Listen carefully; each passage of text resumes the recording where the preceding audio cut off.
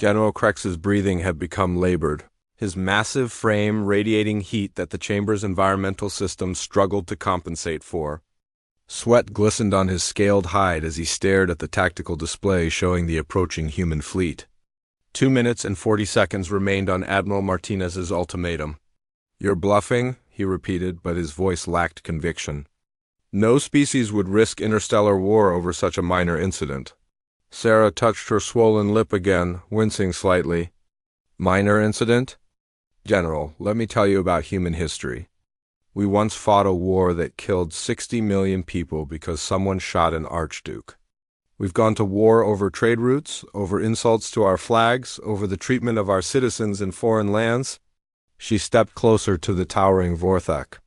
"What makes you think we'd hesitate to fight over the abuse of our diplomats?" The Zephyrian delegates' antennae were twitching frantically. "Surely this can be resolved through proper diplomatic channels. The Galactic Mediation Council can—" "The time for mediation ended when General Krex chose violence," Sarah interrupted. "Human law is very clear on this subject. Unprovoked assault on a diplomatic representative is considered an act of war." The Altarian delegate pulsed desperate orange patterns. "Ambassador Chun, please. Contact your admiral.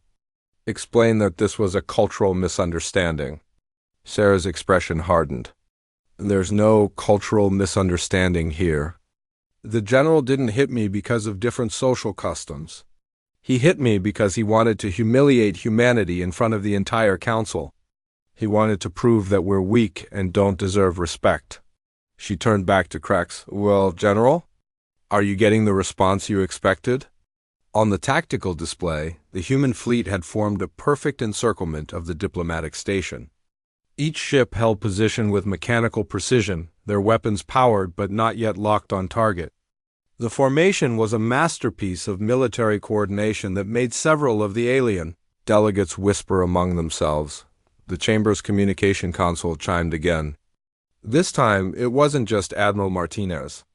The holographic display split to show multiple human commanders, each one representing a different battle group. Sarah recognized the insignia of the 3rd, 7th, and 9th battle groups.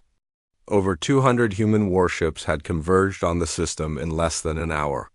"General Krex," Admiral Martinez's voice cut through the growing panic in the chamber. 2 minutes remain.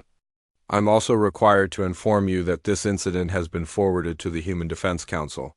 Fleet Admiral Chun has authorized the mobilization of additional forces should this situation escalate." Sarah saw several delegates do double takes at the name. Fleet Admiral Chen was her older brother, though she never used the family connection in diplomatic settings. The realization that they were dealing with military royalty seemed to drain what little color remained from General Krex's scaled features. "This is madness," the Vorthak general growled. But his 4 hands were trembling now. "Your entire species has lost its collective mind." "No, General," Sarah replied calmly. "We've never been more sane. Let me explain something about human psychology that your intelligence analysts apparently missed." She gestured to the display showing the fleet positions. "Every one of those ship commanders volunteered for this mission. When Admiral Martinez announced that a human diplomat had been attacked, she had to turn away volunteers." The Belton sensor operator suddenly chittered in alarm. "New contacts. Multiple new contacts dropping out of FTL." The display updated to show dozens more ships emerging from faster-than-light travel. These weren't military vessels. The signatures belonged to human civilian ships, merchant vessels, and colony transports. "What are they doing here?" demanded the Granite Collective's representative.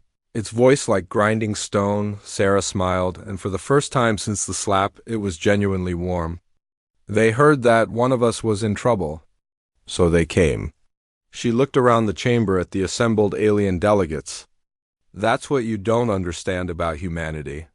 We don't just protect our own because it's policy or law. We do it because we can't help ourselves. When humans hear that another human is in danger, we come running." The civilian ships weren't armed, but their presence sent a clear message.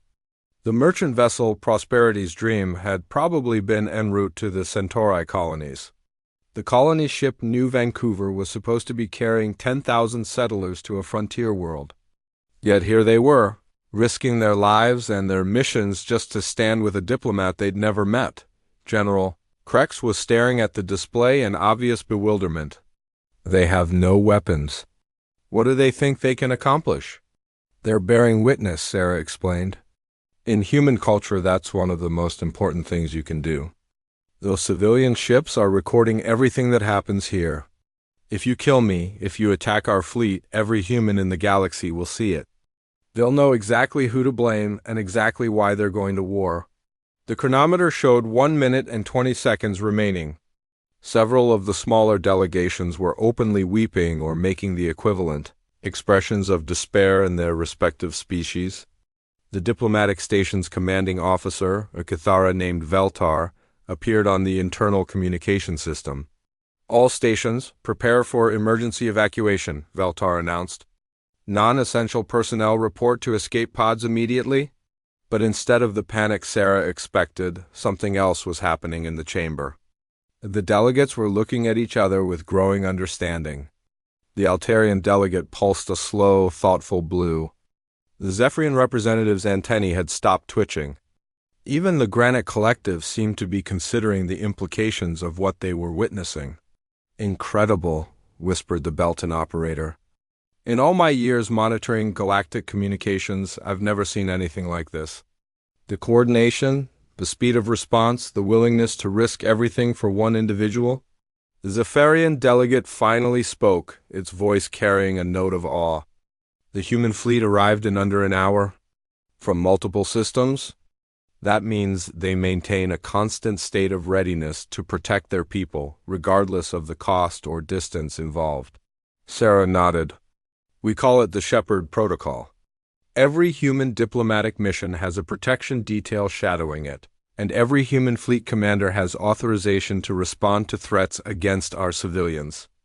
It's not just military doctrine. It's who we are. General Krex was no longer focused on the chronometer. He was studying the tactical display with the eye of a professional soldier, and what he saw there was clearly shaking his understanding of human capabilities. The fleet formations weren't just militarily sound. They were perfect. Every ship was positioned to maximize both offensive capability and protective coverage. Your Admiral Martinez? Krex said slowly. She's not just responding to a diplomatic incident. This is a full military operation. Of course it is, Sarah replied. You attacked a human diplomat. That automatically triggers our highest level of response protocols. Admiral Martinez has orders to treat this as if you'd attacked Earth itself. The implications of that statement hung in the air like a toxic cloud. Earth was the human homeworld, protected by the largest and most advanced fleet in human space. The idea that they would extend that same level of protection to a single diplomat in neutral space was staggering. 45 seconds, Admiral Martinez announced. Her voice remained coldly professional, but Sarah could hear the underlying steel. General Krex, I'm also authorized to inform you that your assault on our diplomat has been classified as a terrorist act under human military code. Surrender now, or face the consequences of that designation. The terrorist classification changed everything. Under human law, terrorist acts voided all treaties and agreements. It meant the humans could pursue Krex anywhere in the galaxy. Regardless of territorial boundaries or diplomatic immunity, several delegates gasped as they realized the implications. The Vorthic Empire's treaties with humanity, their trade agreements, their carefully negotiated border accords, all of it would become void if Krex didn't surrender. You can't be serious, Krex said, but his voice was barely a whisper now. I'm a general of a sovereign empire. You cannot simply... 20 seconds. Admiral Martinez interrupted. Sarah stepped forward until she was directly in front of the massive Vorthic general. Despite the significant height difference, there was no doubt about who held the power in this confrontation. General, she said quietly, you wanted to humiliate me. You wanted to show this council that humans are weak and don't deserve respect. So let me ask you something. She gestured toward the tactical display. Do you feel humiliated right now? Krex's 4 hands clenched and unclenched repeatedly. His breathing was rapid and shallow. Sweat poured down his scaled features as he stared at the impossible situation he'd created with a single, contemptuous slap. 10 seconds, Admiral Martinez announced around the chamber. The alien delegates held their collective breath.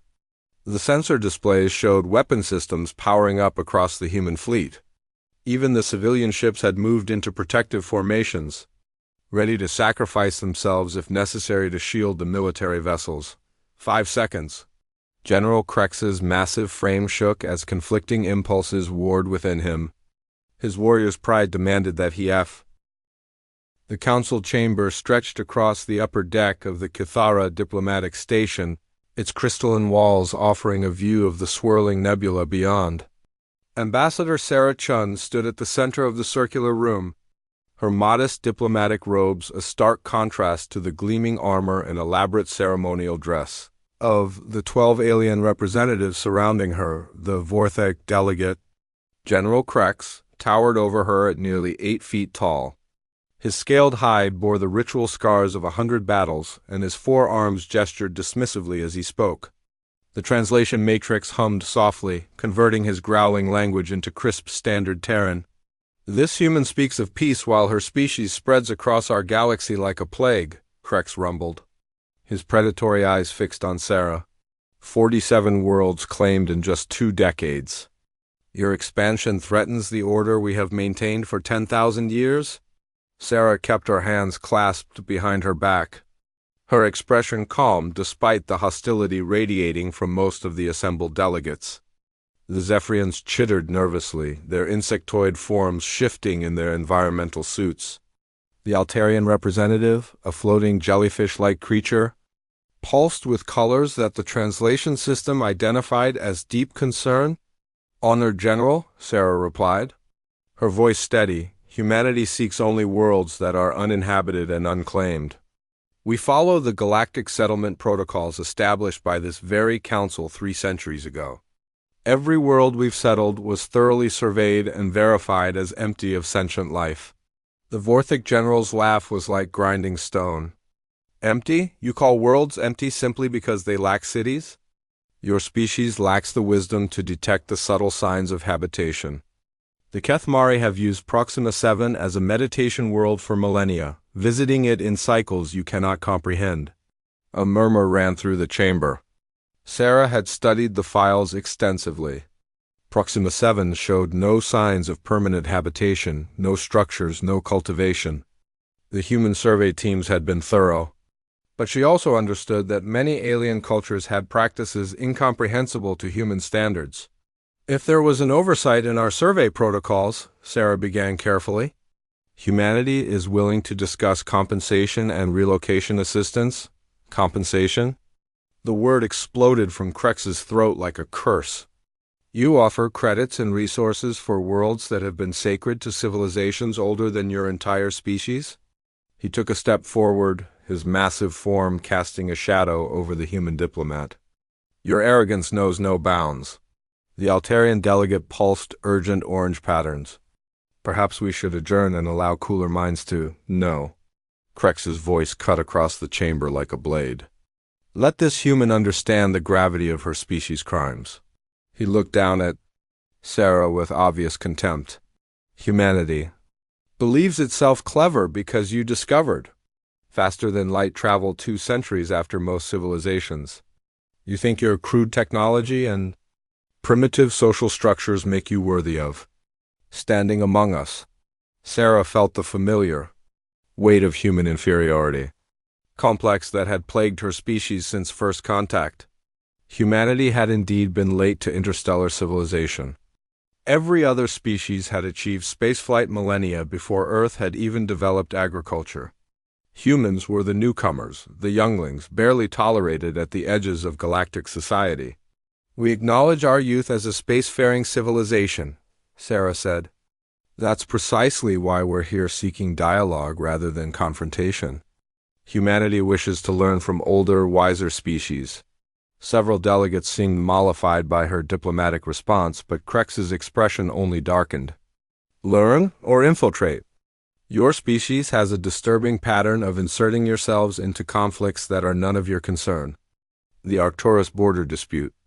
The siege of Vega colony.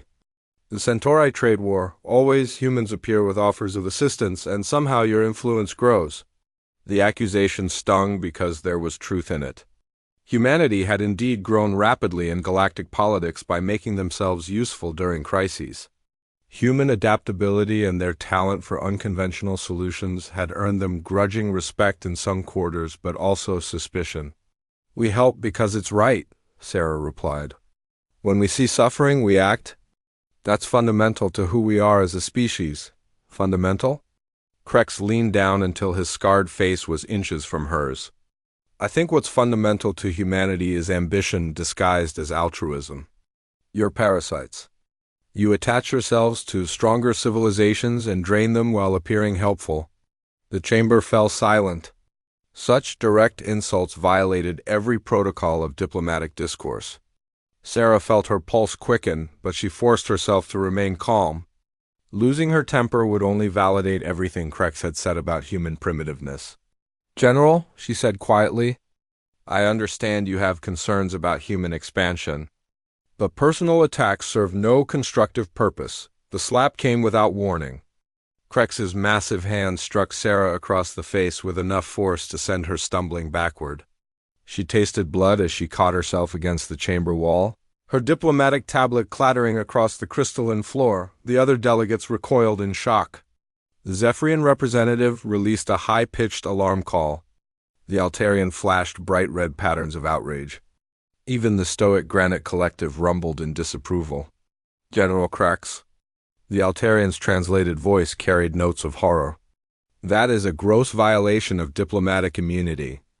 Krex straightened, his forearms spread in a gesture of dominance. "Diplomatic immunity is extended to civilized species. This human and her kind are nothing more than clever animals. They deserve no more respect than we would show to a trained pet that has forgotten its place." Sarah touched her split lip, feeling the warm trickle of blood. The chamber spun slightly, but her vision was clearing. She looked up at the massive Vorthic warrior, noting the satisfied gleam in his predatory eyes, the way his stance radiated confidence and contempt. "You've made your position clear." "General," she said, straightening despite the throbbing in her jaw. "Now let me make mine clear as well." Something in her tone made several delegates shift nervously. The Zephyrian representative's antennae twitched rapidly, picking up pheromone changes that they're sensitive. Biology detected as significant. Sarah reached into her diplomatic sash and withdrew what appeared to be a simple communication device. But instead of activating it, she held it steady in her palm and spoke a single word in Old Terran. "Witness." The device flickered once and went dark. Around the chamber, emergency lighting began to strobe in patterns that most of the delegates didn't recognize. But Krex did. His species had encountered those patterns before, during the brief and catastrophic Vorthek-human conflict 8 decades ago. "You're bluffing," Krex growled. But uncertainty had crept into his voice. Sarah wiped the blood from her lip and smiled. It wasn't a diplomatic smile anymore. "General, you've just committed an act of unprovoked violence against a human diplomatic representative in full view of the Galactic Council. That triggers very specific protocols in human law." The chamber's main display activated, showing real-time sensor data. 12 red blips had appeared at the edge of the system, moving inward at high velocity. The sensor operator, a nervous Belton, chittered in alarm as the readings updated. 12 ships, the Belton announced. "Configuration unknown. Drive signatures. Oh no.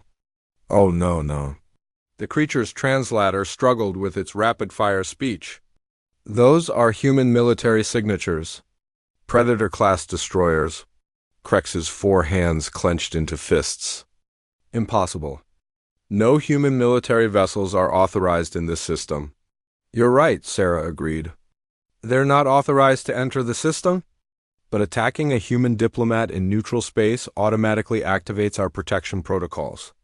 Those ships have been shadowing this diplomatic mission at a distance of exactly 1 light year. Close enough to respond to threats, far enough to respect territorial boundaries. The display updated again. The human ships had dropped out of faster-than-light travel and were now visible to optical sensors. Even at maximum magnification, they looked like predatory shadows against the starfield. But the energy readings were unmistakable. Each ship carried enough firepower to glass a planet. "This is an outrage," Krex roared. "You brought a military escort to a peace negotiation." "I brought a standard diplomatic protection detail," Sarah corrected. "Every spacefaring civilization does the same. The difference is that human protection details have a very specific mandate when our diplomats are attacked." The Altarian delegate pulsed worried yellow. "Ambassador Chun, surely there's no need for military intervention over a simple misunderstanding." "There's no misunderstanding," Sarah interrupted, her voice carrying an edge that made several delegates flinch. "General Krex didn't slap me in anger or by accident. He slapped me because he wanted to demonstrate that humans are weak and deserve to be treated as lesser beings. He wanted to show everyone in this chamber that humanity can be abused without consequence." She turned to face Krex directly, ignoring the way he loomed over her. "What you don't understand, General, is that humans take protection of their people very seriously. We have a saying, 'Touch one of us, you deal with all of us.'" The communication console in the center of the chamber chimed with an incoming transmission. The Belton operator looked around desperately before accepting the call. "A hole?" The human transport ship Retribution docked with the diplomatic station, exactly 18 minutes after General Krex's surrender. Sarah watched through the chamber's transparent walls as armed human marines moved through the corridors, with mechanical precision. They weren't rushing or showing any signs of aggression, but their presence radiated a quiet competence that made several alien delegates step back instinctively. General Krex remained on his knees in the center of the chamber, his four massive arms still spread in submission. The proud Vorthek warrior who had slapped a human diplomat now waited in silence for his fate to be decided. His scaled features bore the expression of someone whose entire worldview had crumbled in the space of 5 minutes. The chamber doors opened with a soft hiss, and 6 human marines entered in perfect formation. Their armor was matte black, designed for function rather than intimidation, but the effect was the same. Each marine moved with the fluid grace of a predator, their weapons secured but easily accessible. The marine commander, a woman with lieutenant's stripes, approached Sarah first. "Ambassador Chung? I'm Lieutenant Torres. Are you injured, ma'am?" Sarah touched her split lip, which had stopped bleeding but still throbbed. "Nothing serious, Lieutenant. Just some bruising." Torres nodded and turned to survey the kneeling Vorthek general. "General Krex, by the authority of the Human Defense Council, and under the provisions of the Diplomatic Protection Accords, you are under arrest for assault on a human diplomatic representative and terrorism against the human state."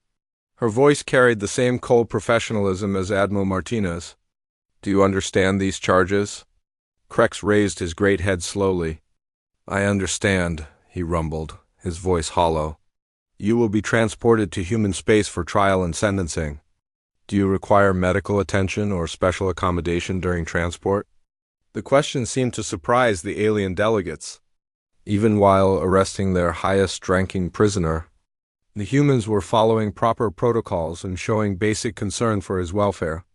"I require nothing from you," Krex said. But without his earlier venom, Torres gestured to her marines, who moved to secure the prisoner.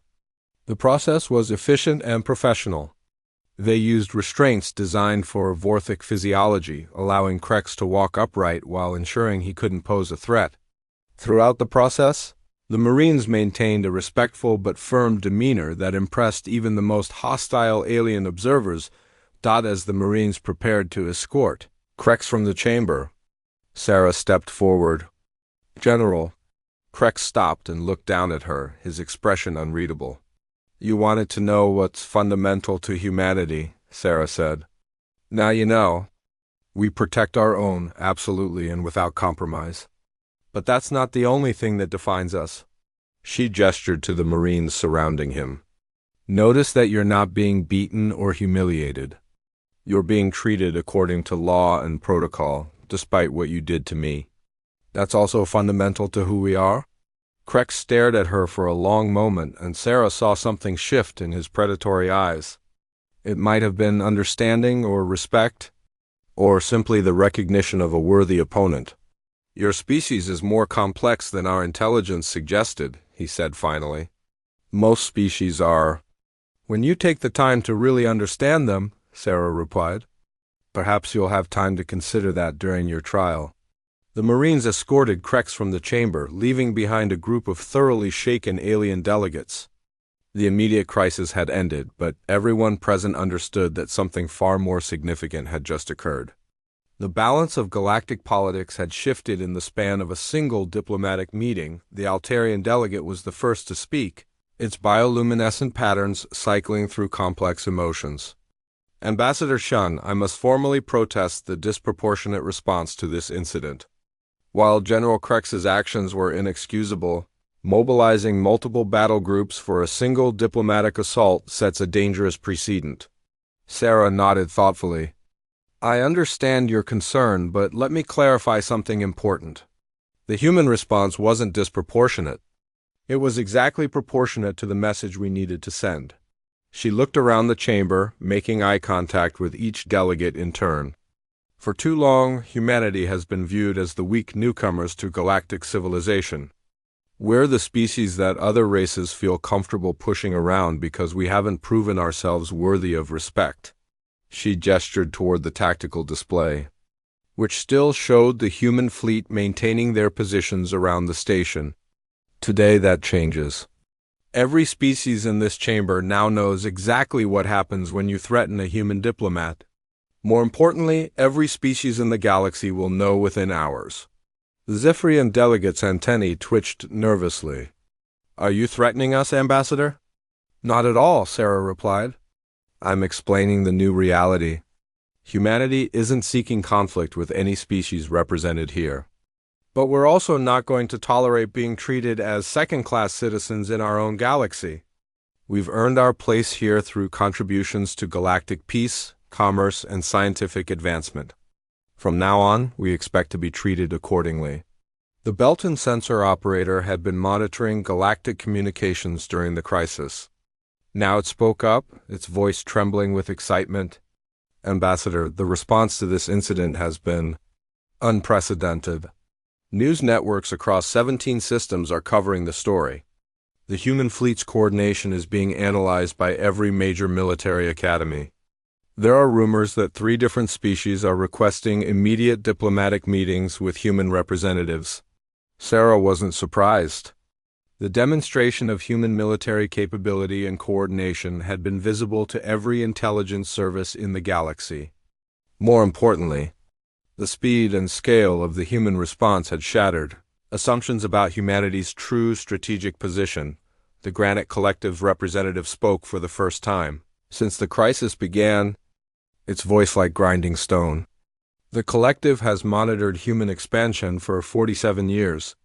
Our analysis suggested that humanity lacked the infrastructure for rapid fleet deployment across multiple systems. This assessment appears to have been incorrect. Very incorrect, Sarah confirmed.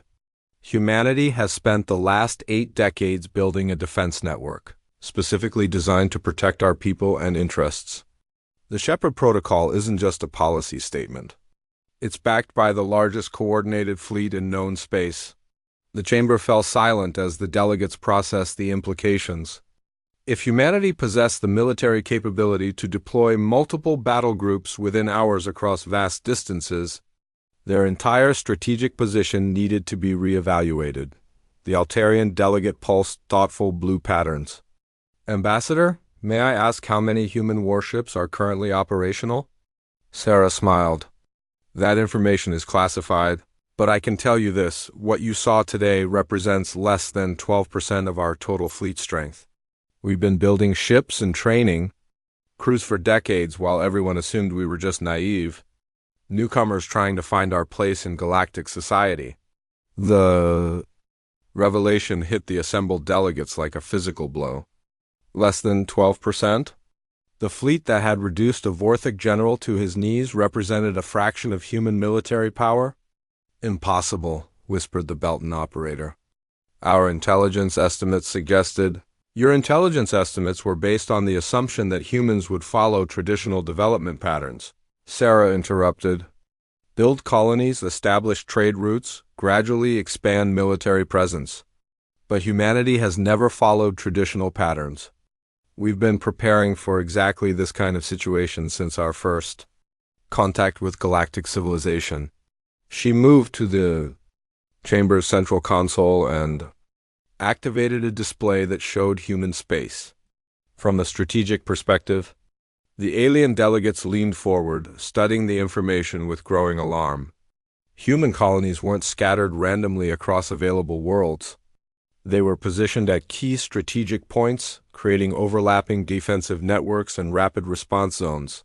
Every human colony is also a naval base, Sarah explained. Every merchant vessel is equipped with military-grade sensors and communication arrays. Every civilian transport can be converted to a military role within hours. We call it total society defense. Our entire civilization is designed to protect our people and respond to threats. The Zephyrian delegates' antennae were vibrating so rapidly they were almost invisible. How many civilians do you have under arms? All of them, Sarah replied simply. Every human citizen receives basic military training. Every human ship carries defensive weapons. Every human colony can manufacture military equipment. When you attack one human, you're potentially attacking the mobilized resources of an entire species. The psychological impact of this revelation was devastating. The assembled delegates were reconsidering every assumption they'd made about humanity over the past century. The species they'd dismissed as young and inexperienced had actually been preparing for war from the moment they achieved interstellar flight. Admiral Martinez's voice came through the communication system. Ambassador Chun, the prisoner has been secured aboard the Retribution. Fleet Admiral Chun sends his regards and asks if you require any additional support. No additional support required, Admiral, Sarah replied. Please convey my thanks to the Fleet Admiral and inform High